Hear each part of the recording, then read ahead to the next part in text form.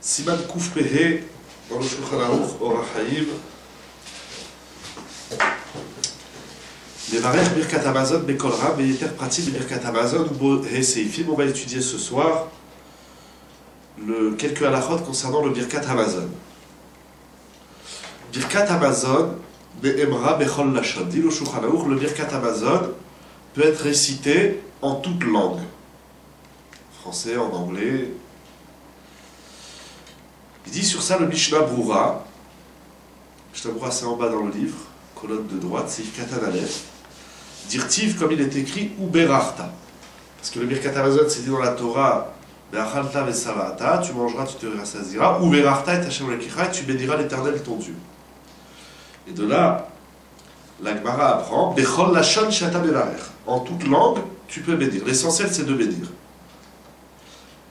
Vetavka, il précise le Mishnah Brura, Shemevid beoto lashon, et c'est seulement s'il comprend la langue en laquelle il récite le Birkat Hamazon. Par exemple, j'ai pas de Birkat Hamazon en hébreu, je ne connais pas en hébreu, je n'ai qu'un livre en anglais ou en français. Je suis pas là francophone, donc si c'est en français, je peux, je comprends ce que je lis. Si c'est en anglais, je sais lire l'anglais, mais je comprends pas tout, ça marche pas. Il faut comprendre la langue. La différence avec la tefila, c'est quoi? C'est un peu différent la tefila, parce que j'ai pas ici le siman de la tefila, mais dans la tefila, on peut dire la tefila en toute langue aussi, mais ça dépend si on est en yachid ou en tzibour, si on est en communauté aussi, on est seul. De ce que je me rappelle, il faudra vérifier exactement. Si je ne me trompe pas, le Shulchan Aruch dit que quand on est yachid, alors il faut le dire en lashon hakodesh, et tzibour, on peut le dire en toute langue. La tefila, c'est différent. Il faut revoir la Baïchot tefila.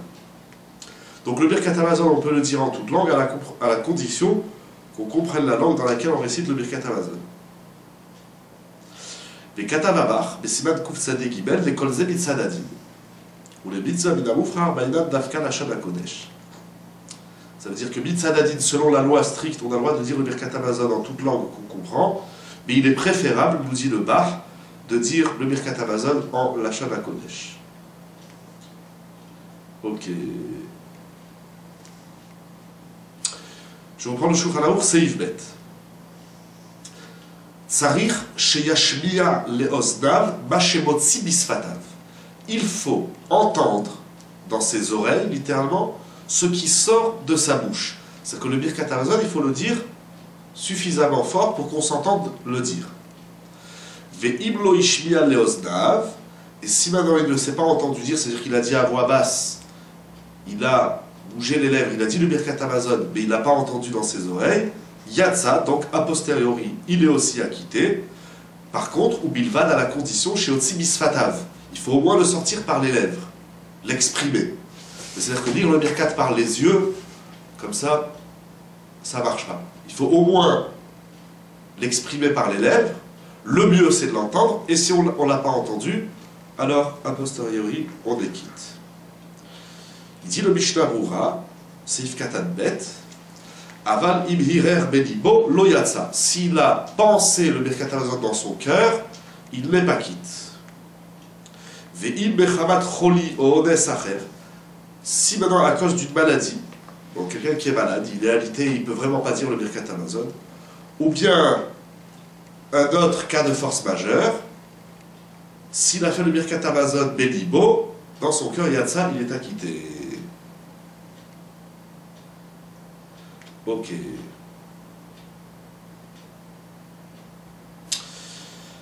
Alors, par la suite, il dit, on va le lire. Quand on dit que celui qui est malade, ou dans un autre cas de force majeure, si on a dit le Birkat Hamazon dans le cœur, donc on ne l'a même pas exprimé, on est acquitté.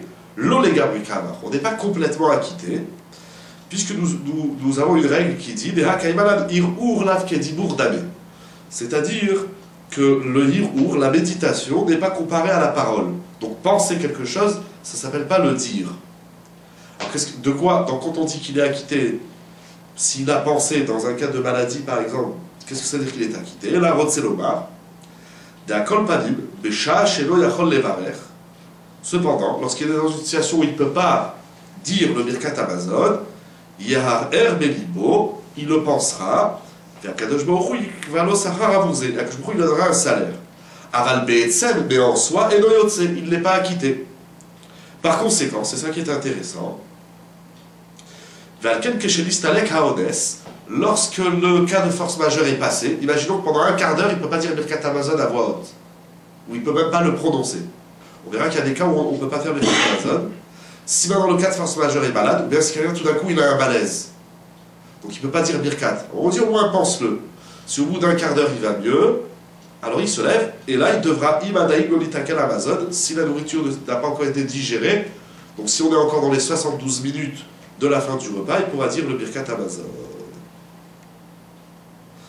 Ok.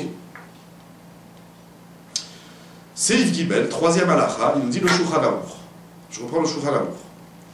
Yesh Mishe Omer, des Baal Habayit im Banav, le maître de maison avec ses enfants, Veishto et sa femme, Tzarich Levarech Bekol Rab.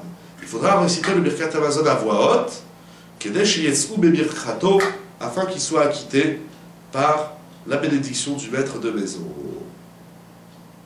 Il dit le Mishnah Brura, quand on dit qu'il faut faire le Birkat Hamazon à voix haute pour acquitter sa femme et ses enfants, il précise que chez Enam Bekim Beatzmam Levarech. C'est seulement si eux-mêmes ne sont pas à même de réciter le Birkat Hamazon, ils ne le connaissent pas. Quelqu'un qui a sa femme qui ne sait pas lire, ou les enfants, etc. Alors le maître de maison dit Birkat Hamazon, il va acquitter tout le monde à la condition que tout le monde soit bien sûr attentif au Birkat Hamazon. Alors là, je vais dans le Biur Halacha. Le Biur Halacha, c'est la colonne de gauche. C'est écrit Yesh Mishe Omer. C'est-à-dire qu'ici, le Shulchan Aruch, il nous parle, il nous dit, il y en a qui dit, c'est-à-dire il y a un décisionnaire qui dit, c'est l'opinion du Kolbo, il dit, le maître de maison, il dira le Birkat Hamazon à voix haute pour acquitter tout le monde. On sait que ce n'est pas l'habitude du Shulchan Aruch, quand il nous amène une halakha, de nous dire, il y en a qui disent. Ou c'est comme ça, ou c'est pas comme ça. Quand il s'est formulé de cette façon, il y en a qui disent, c'est que ça sous-entend que c'est pas obligatoirement accepté de tout le monde. Pourquoi il parle comme ça? D'ailleurs, là je ne vais pas le lire, je vais juste le dire oralement. Donc c'est la coucha du Magan Avraham. Et en réalité, le Magan Avraham, il demande pourquoi le Shulchan Aruch nous dit comme ça, puisque apparemment c'est accepté de tout le monde. Quand on dit il y en a qui disent, c'est que c'est pas accepté de tout le monde. Or, c'est oui accepté de tout le monde que le maître de maison il peut dire Birkat Hamazon pour acquitter tout le monde. Alors le Biur Halacha, il ramène la réponse du Birkei Yosef et du Nehar Shalom, qui disent que le maître de maison peut réciter le Birkat Hamazon à voix haute pour acquitter tout le monde, même s'ils ne comprennent pas la langue en laquelle je dis le Birkat Hamazon. Donc même si on a dit que si soi-même on dit le Birkat Hamazon, on peut le dire seulement en une langue qu'on comprend, si on est acquitté par un autre, même si je ne comprends pas la langue dans laquelle il dit le Birkat Hamazon, je suis acquitté.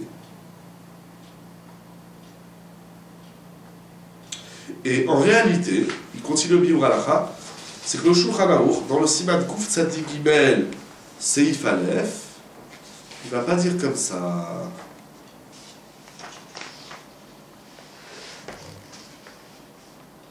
C'est qu'en réalité, le Shulchan Aruch, il dit, il dit le Shulchan Aruch, là-bas, il veut dire quelque chose d'incroyable. Si je dis le Birkat Hamazon en hébreu, en Lachon HaKodesh, pour acquitter une personne qui ne sait pas réciter le Birkat Hamazon, je ne pourrais l'acquitter du Birkat Hamazon uniquement si elle comprend le Lachon HaKodesh. Donc même le Lachon HaKodesh, je ne peux acquitter l'autre seulement s'il comprend ce que je dis.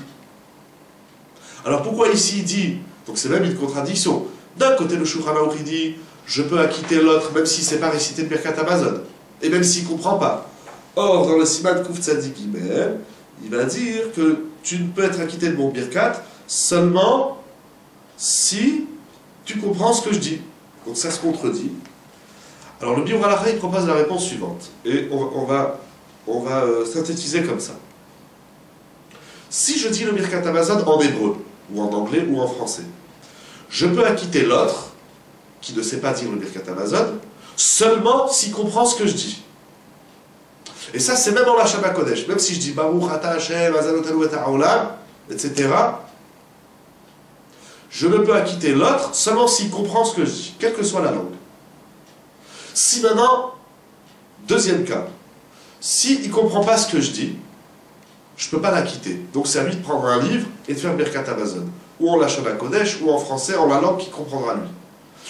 Maintenant, troisième possibilité, il ne comprend pas la langue que je dis, mais il n'a pas les moyens de lire un livre. Il n'y a pas de livre en français, il n'y a pas de livre en hébreu, il n'y a rien.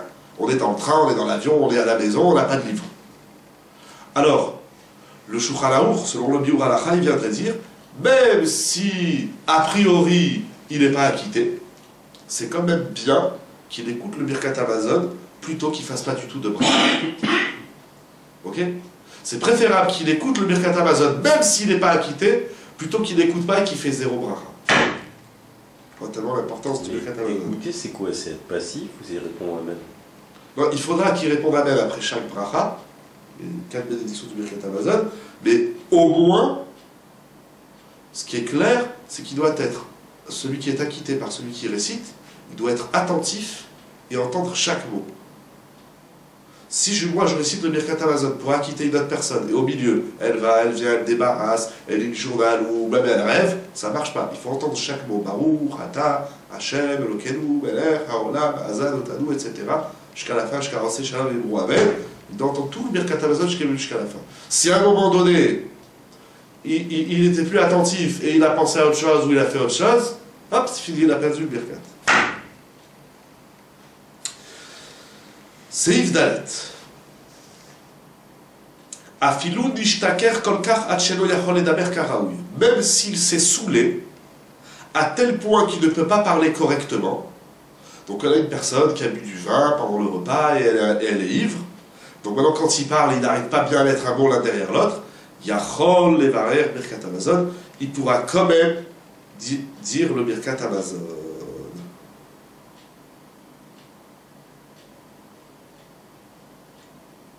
Mais ça, on va voir tout de suite, dans le CIF, on va continuer tout de suite, on va voir que dans l'ivresse, il y a plusieurs niveaux.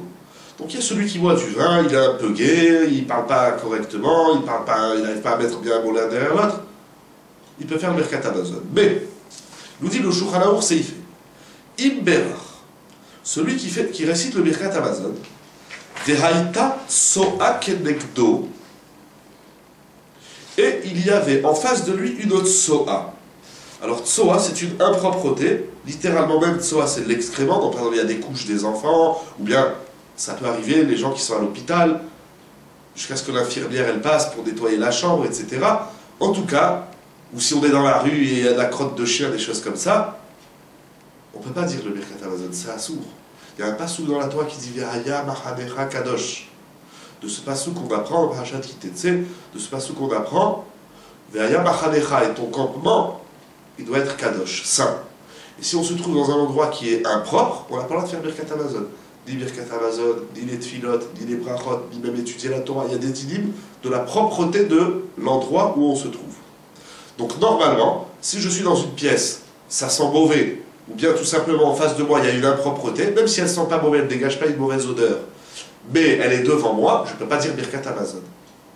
Si j'ai quand même fait Birkat Hamazon, j'ai récité Birkat Hamazon en face d'une impropreté, ça peut arriver aussi en été, des fois il y a la poubelle, ça sent mauvais, assourd de dire Birkat.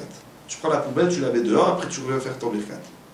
Si j'ai quand même fait Birkat Hamazon, ou bien, Shaya Shikor, ou bien il était ivre.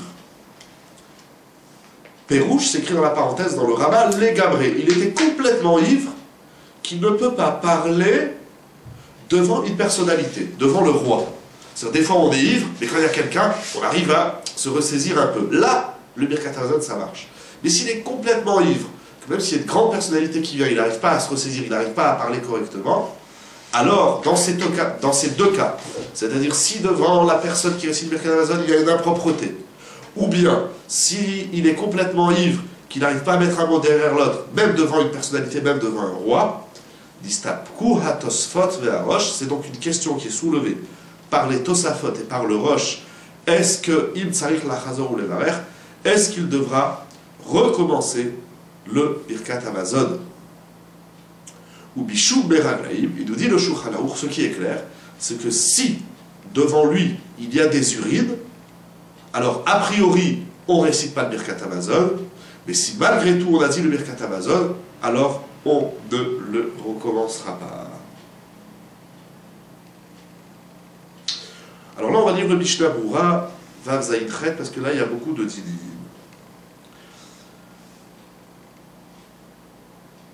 Ok.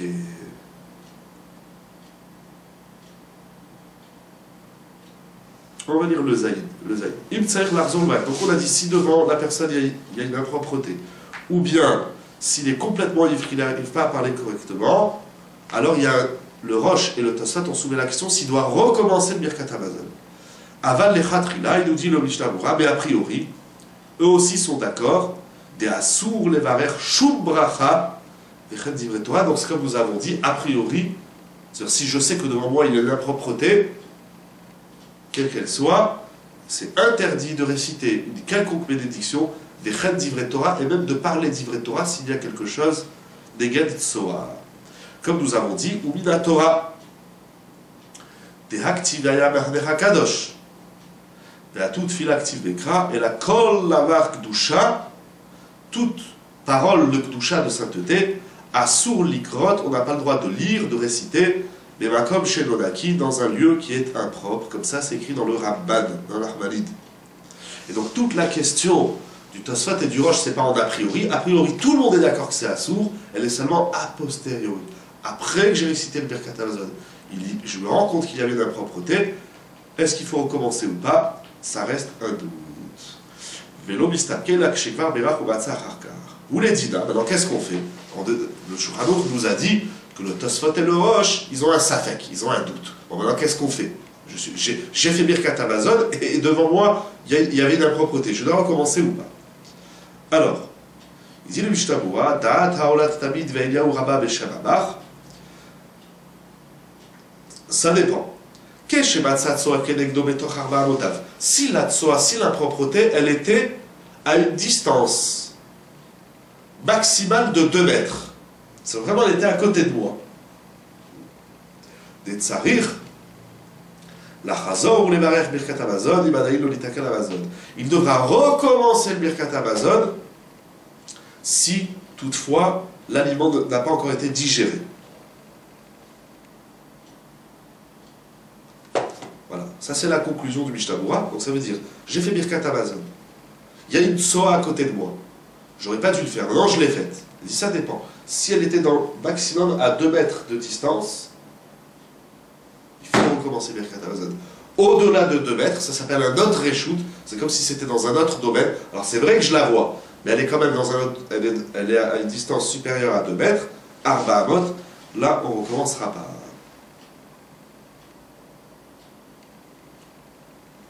Ok.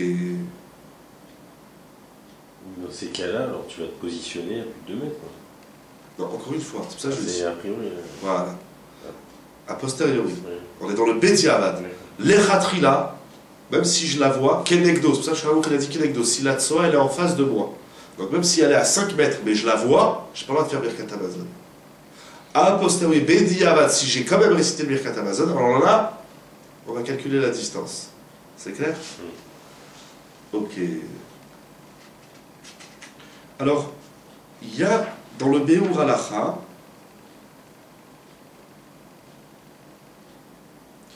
une question. Le Beur Halacha, il soulève la question suivante.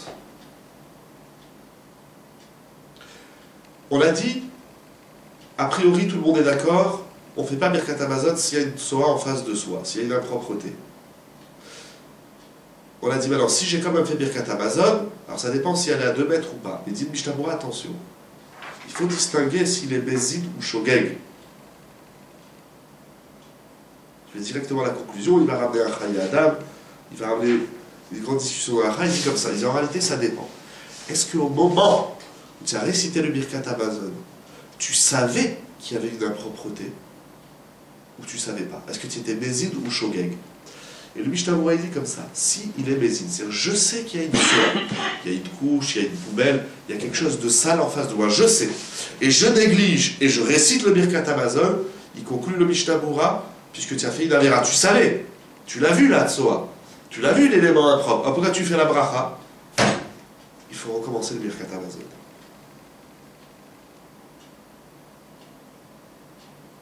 Par Par contre, s'il était shogeg, s'il ne savait pas, c'est moi j'ai fait birkat. Et puis une fois que j'ai fini le birkat, je me lève, je vois une poubelle, je vois quelque chose de sale, je vois une tsoa, je dis mais je ne savais pas. Alors là, on va dire, est-ce que la tsoa elle était dans les 2 mètres ou elle était au-delà des 2 mètres? Si c'est pendant. Si c'est pendant, il faut... C'est sûr. C'est-à-dire dans le shogeg, dans le Bézid, si je fais Birkat Hamazon malgré l'impropreté. Et puis au milieu, bon, j'ai des remords, je dis, bon, c'est pas bien ce que je fais.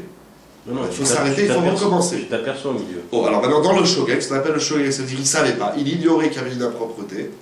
Alors là, on va dire, si la tsoa, elle était dans les 2 mètres, il faut qu'il recommence. Donc il se lève, il va ailleurs, ou il nettoie la pièce, il recommence Birkat Hamazon.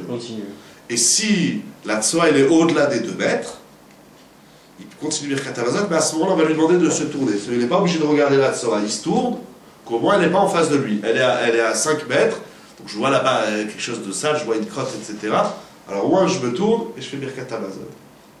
Le mieux en réalité, c'est de s'arrêter, d'enlever la saleté, et de revenir et de finir Birkat Hamazon. Ça c'est le mieux. Il voit qu'il y a une tsoa. Tu ne commences pas, tu Non, continues. dans le shogeg, voilà. Dans le shogeg, c'est dans le cas où il ne savait pas, là, il ne recommence pas, il continue Birkat Hamazon.